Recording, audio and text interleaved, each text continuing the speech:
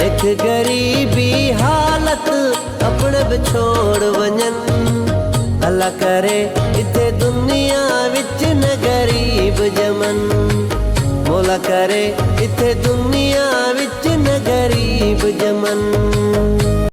अस्सलाम वालेकुम दोस्तों, कैसे हैं आप? ठीक है, अल्लाह ताला आपको खुश रखे, बहुत सारी सलाहियतों से नवाजे। दोस्तों, आज हमारी खुशकिस्मती है कि हमारे नेशनल प्रेस क्लब में हमारे नौजवान शायर और उनको गुलकार और क्या क्या बातें कही जाए कम है। उनका नाम है सज्जाद फ़कीर साहब। उनके बहुत सारे बेशुमार गाने आपने देखे होंगे इंटरनेट से, उनकी बहुत सारे एल्बम भी निकले हैं। तो आज हमारे साथ मौजूद है, तो इनसे पूछेंगे कि इन्होंने कब से ये अपना जो है इनका जो शौक़ है ये कब से ये गा रहे हैं और इनकी कितनी जो है ना गाने रिलीज़ हो चुके हैं। हिन दर्द जे मारिन जा दरमान तभी आयो, साहिब सखावत जा सुल्तान तभी आयो, इकराम तभी आयो, एहसान तभी आयो, इकराम तभी आयो, एहसान तभी आयो।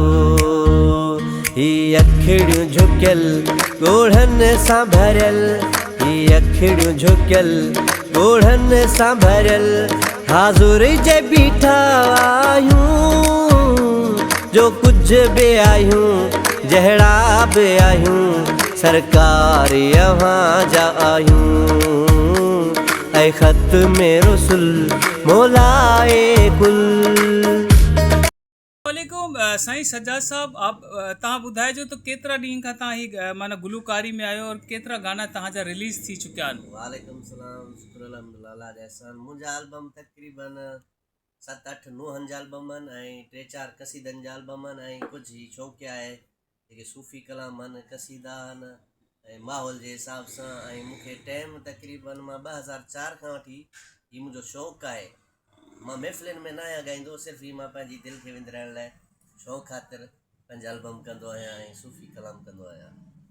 साईं, नौजवान नस्ल जेके तव्हांजी गाना जेको ॿुधे थी ऐं हुननि खे तव्हांजो सुठो थो लॻे, हुननि जो चवण बि आहे दोस्तनि जो त तव्हां अञा बि जेको आहे पंहिंजी परफॉर्मेंस कयो, तो नओं तव्हांजो गानो कहिड़ो थो अचे?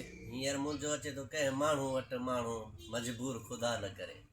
हींअर नओं मुंहिंजो एल्बम जेको कंदुसि ईद वारो, उन ते इहो कलाम मुंहिंजो अचे पियो हिकिड़ो, तमामु सुठो आहे। इंशाल्लाह इहो कमिंग सॉन्ग तव्हांखे ॿुधाईंदासीं।